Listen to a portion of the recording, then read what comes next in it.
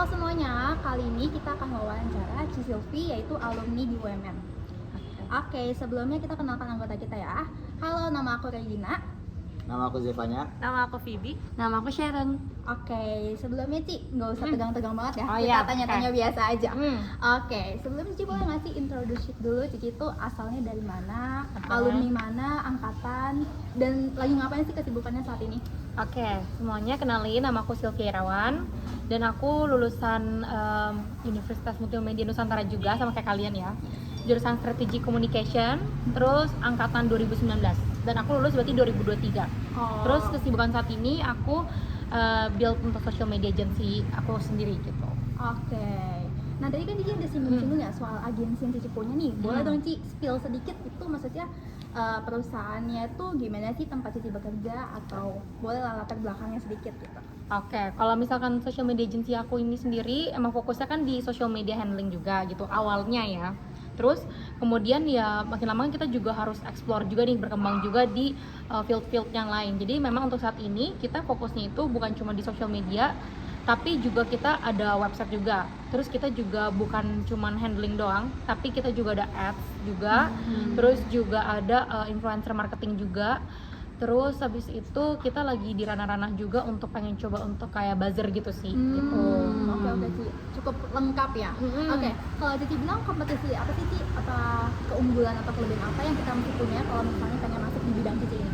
Keunggulan yang harus dipunya ya? Iya, Kalau kompetisi. menurut aku di agency itu kan memang butuh creativity ya. Jadi menurut aku yang paling penting itu creativity gitu. Terus habis itu menurut aku kemampuan buat analyze kayak audiensi. Kan kita kan audiens itu kan luas banget. Terus apalagi agency itu handle brand yang kita handle itu kan beda-beda tuh. Ada yang F&B, terus juga ada yang kelas menengah, kelas atas atau kelas bawah. Jadi itu kita harus bisa sesuaiin kira-kira kita mau bikin marketing communication-nya seperti apa gitu. Komunikasi marketing yang seperti apa. Cara kita communicate ke merekanya itu gimana dan lain sebagainya itu juga mempengaruhi. Terus yang menurut aku juga mungkin dari critical thinking-nya juga penting, sama creative thinking-nya juga penting, sama problem solving-nya juga penting gitu. Lanjut, Phoebe. Selanjutnya untuk tools atau platform digital yang paling digunakan dalam pekerjaan Cici itu apa sih? Paling sering kalau misalkan buat workspace-nya itu Google Sheet ya. Jadi memang kita di Google Sheet. Sebelumnya kita coba pakai Trello juga. Cuman karena mungkin ada beberapa yang belum bisa familiar gitu sama Trello, jadi kita ganti ke Google Sheet. Jadi tetap Google Sheet gitu. Terus paling Canva, terus juga CapCut gitu kan. Itu yang basic editingnya, basic desainnya. Tapi juga ada Adobe Illustrator juga, terus juga pakai Adobe Photoshop juga gitu sih, buat motion graphic juga ada gitu. Trello tuh aplikasi semacam kayak Google Sheet juga? Trello itu jadi kalau kamu itu misalkan itu kayak semacam workspace gitu, jadi kamu detail gitu. Jadi dari awal itu kamu ketahuan nih kamu lagi ngerjain apa. Misalkan lagi ngedit, di sini ada workspace-nya, di sini buat ngedit kolomnya. Terus udah di tahap kamu posting atau apa itu semua jelas di situ. Gitu. Oke. Terus selanjutnya, bagaimana penggunaan AI atau platform otomatisasi dalam pekerjaan sehari-hari? Cici menggunakan AI gitu ya. nggak nih? Oke, kalau AI itu sebenarnya untuk saat ini yang kita pakai sih ChatGPT ya, yang OpenAI itu. Jadi sebenarnya itu nggak kita pakai full banget, cuman karena caption kan kita juga ada brand yang dari internasional juga tuh, dari yang pakai bahasa Inggris sama juga yang ada bahasa Mandarin gitu. Jadi itu menurut aku ngebantu buat kayak misalkan kalau Inggris ya kita juga bisa Inggris, cuman grammarnya kan namanya internasional itu pasti beda-beda tuh grammarnya gimana. Jadi sama kita punya nggak masih banyak yang belum punya knowledge di situ gitu ya. Jadi memang kita make sure di grammar ChatGPT-nya sama bantu caption juga biasanya. Terus kalau misalkan sekarang kita lagi coba buat coba explore di ini sih VO Google 3 itu, Web 3.0 itu. Jadi itu untuk video. Jadi kalau kalian bisa lihat di TikTok tuh biasanya sekarang tuh lagi ngetrend video AI. Jadi kalian bisa bikin prompt sendiri di ChatGPT, habis itu nanti kalian muncul gitu videonya gitu. Berarti AI khusus buat bikin video gitu ya? Tapi sekarang kan cuma bisa 8 detik tuh pakai Google Gemini gitu. Jadi kurang lebih sih gitu. Kalau AI baru 2 itu sih. Kita Berarti penggunaan AI-nya tuh biasa untuk membetulkan grammar gitu-gitu ya? Kayak untuk penggunaan grammar sama kayak bikin captions. ya caption. Jadi lebih ke caption sih sebenarnya. Oke. Selanjutnya, tantangan etika terbesar dalam profesi saat ini dan bagaimana menyikapi isu negatif dan krisis komunikasi di media sosial. Jadi yang pertama tadi apa tuh?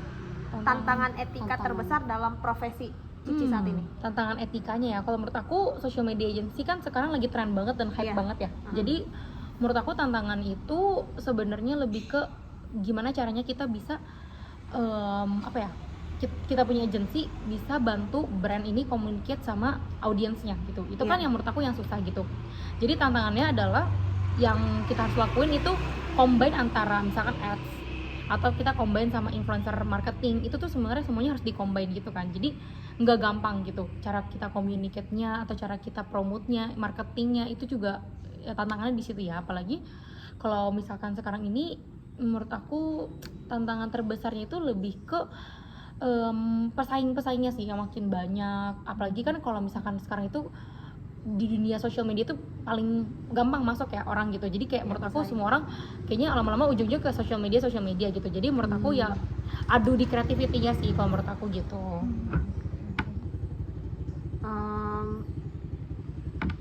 Berarti yang tadi bagaimana menyikapi isu negatif dan krisis komunikasi di media sosial tuh Cici dengan yang tadi mencoba untuk bersaing itu. Oh, kalau misalkan untuk menyikapinya itu sebenarnya lebih ke harus terus ini sih menurut aku harus iya inovatif, terus juga harus banyak-banyak apa ya banyak-banyak belajar juga sih gitu. Karena kan yang tadi aku bilang AI nggak itu kan kita otodidak ya, kita nggak ada dipelajarin di kampus juga kayaknya waktu aku zaman aku belum ada kan. Jadi menurut aku apapun yang terjadi di industri, misalkan sekarang mau menuju industri 3.0 gitu ya, kita harus banyak explore kalau menurut aku gitu. Jadi jangan cuma bergantung sama kuliah doang, tapi kita juga harus banyak belajar di luar juga gitu. Cari tahu sendiri gitu. Betul. Terus ceritakan proyek atau kampanye marketing Cici nih yang paling berkesan menurut Cici dan perannya Cici dalam proyek tersebut. Selama aku bikin agency, Iya. kalau menurut aku apa ya, ada beberapa sih. Ya mungkin yang paling berkesan itu mungkin karena ada satu brand yang aku handle dari Indonesia, terus jadinya dia handle juga di dia punya apa ya cabang ya, punya franchise gitu di Malaysia sama yang di Singapura gitu. Jadi menurut aku itu challenge baru lah gitu. Jadi kayak kita communicate audience yang kita sebenarnya belum pernah tahu gimana di Malaysia seperti apa, di Singapura seperti apa. Menurut aku itu challenge terbesar sih gitu. Selanjutnya aku mau nanya nih, kan Cicinya juga dari Fakultas Ilmu Komunikasi ya. Nah, kira-kira dari peran kuliah di Vkom UMN itu dalam karir tersebut apa? Oke, kalau di UMN ya, seingat aku yang untuk pelajaran ini juga tadi kalian kita ngobrol ya marketing Iya, communication. marketing communication. Nah itu penting banget lah karena kan itu guideline juga gimana kita bisa tahu lah. Jadi kita nggak buta-buta banget awalnya gimana gitu. Terus kalau kalian ada pelajaran mata kuliah social media apa ya? Spesial social media apa ya? Aku lupa lah. Pokoknya ada pelajaran social media dulu di aku. Terus ada juga advertising. Terus apa lagi ya dulu? Ada apa lagi nggak? Kuliah aku lupa juga ya. Creative thinking juga ada. Design thinking. Nah, design thinking. Ya, itu juga. Sebenarnya kalau punya social media agency, menurut aku sebagai owner itu kita harus tahu semua sih. Mulai dari kamu desain, terus kamu mulai dari konsepnya, mulai dari kamu critical thinkingnya itu semua harus jadi satu gitu. Kalau menurut Cici, prospek karir dalam 10 tahun yang mendatang itu gimana sih? Oke, kalau 10 tahun mendatang pastinya nggak bisa gini-gini doang karena kan banyak banget hal-hal baru yang tadi aku juga bilang.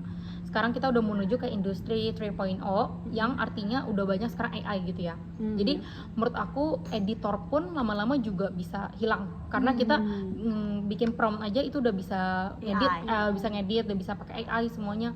Bahkan social media pun kita postingan udah bisa pakai kalender, terus udah gitu bikin caption udah bisa pakai AI, terus udah gitu sekarang pokoknya menurut aku yang penting mungkin untuk karir di social media agency ya, bukan ke social media agency, mungkin lebih ke kita explore di AI-nya